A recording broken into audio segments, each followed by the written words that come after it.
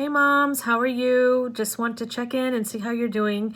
And also today I was driving to teach my yoga class and I was thinking about like my first time that I took yoga over 15 years ago and what a painful experience it was. Went to the class, I didn't know what was going on, and I left, tried it a second time, tried it a third time, and I was like, this is not for me. I'm inflexible. It just doesn't work out for me.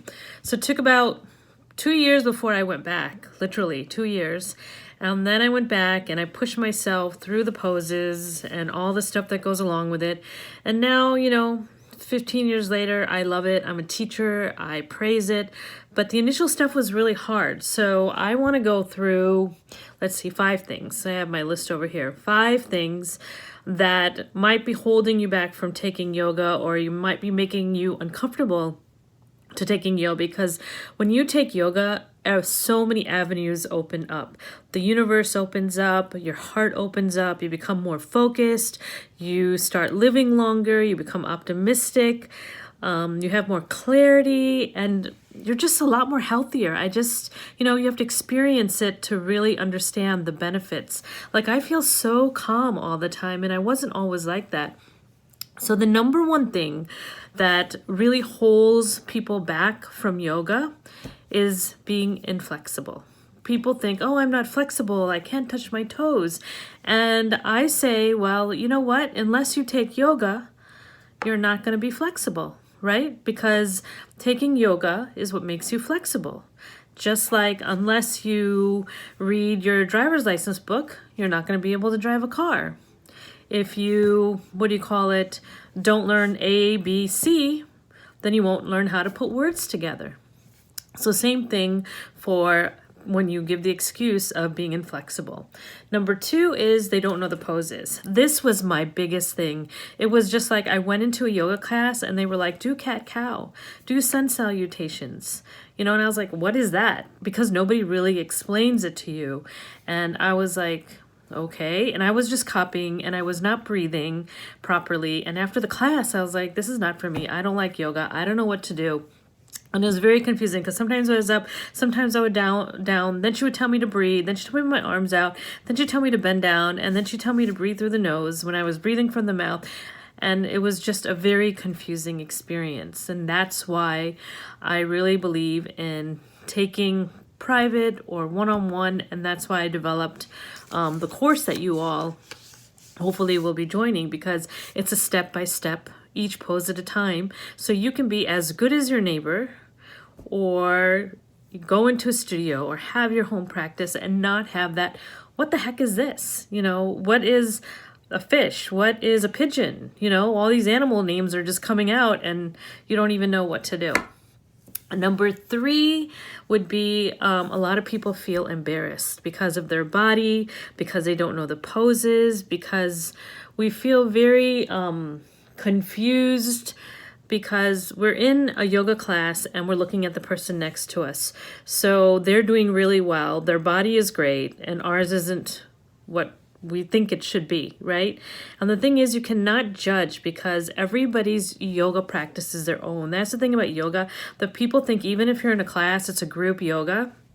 And I was talking to someone today and we were talking about how, like, when you're in a yoga class and you're doing something wrong, or you might not think you're doing the right position, you think that everybody's looking at you and judging you. And literally, when you go into a yoga class or learn yoga, there's no judgment. Nobody says, hey, she's doing it wrong, or this or that. They always remember their first time, and they're so busy concentrating on their own practice and their own poses that nobody even cares or even realizes what you're doing. Because literally, like when I'm trying to do a warrior, I'm concentrating on my arms being out, my feet being correct, getting my core up and thinking about that pose.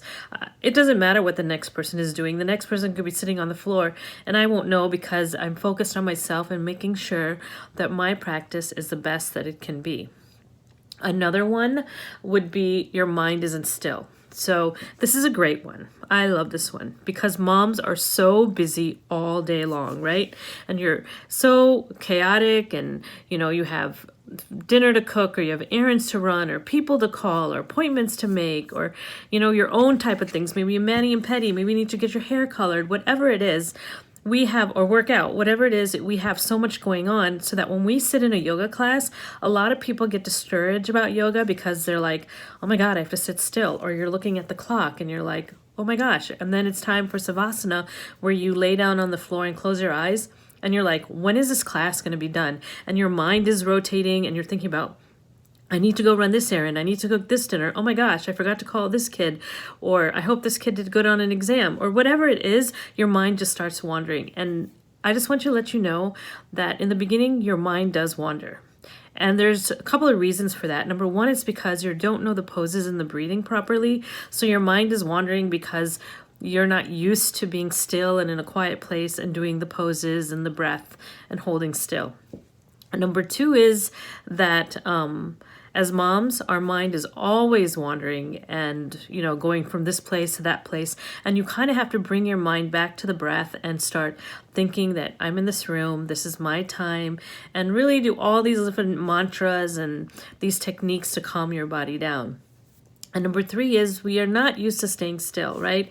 So once you learn the practice and once you start going to more and more yoga classes or learning the right way to do it, it becomes very easy. Your mind starts calming down. And each time you come to a practice or do it at your own home, it becomes easier and easier. So, if you, just like meditation, I always recommend that when you meditate, you do it in the same place, because automatically when you sit there, the more you meditate, the more your body and your mind realizes that this is the place where I just need to be.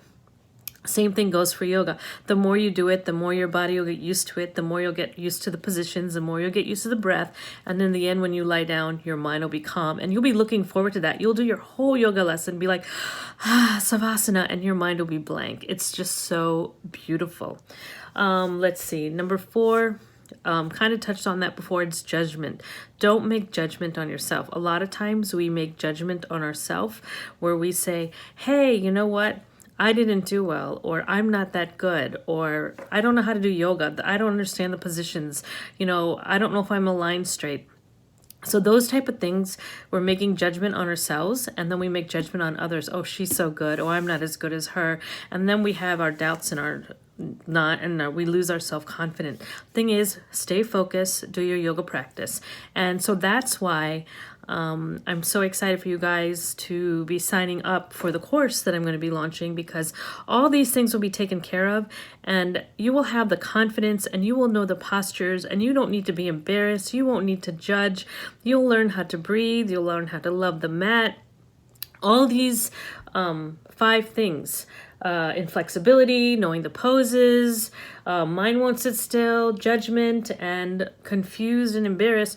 All these things will be clarified. So by the end of the 8 weeks, you will, see a difference in yourself and be able to have this yoga practice so you can truly live the most healthiest and best life yet. Because you can have all the collagen, you can have all the vitamins, you can read all the books, listen to all the podcasts, but unless you move your body and do the yoga movements and breathe, you will not be as focused and as healthy as you can be, because all these things are external things. Yoga is internal. It's going to help you from the inside out, and you're going to see it and you're going to feel it. And I hope you follow me along in this journey. So that's it for today. And I have little bonus, I think, that I stuck in there on how to sleep yoga position. So enjoy that today, and I will see you guys later. Take care.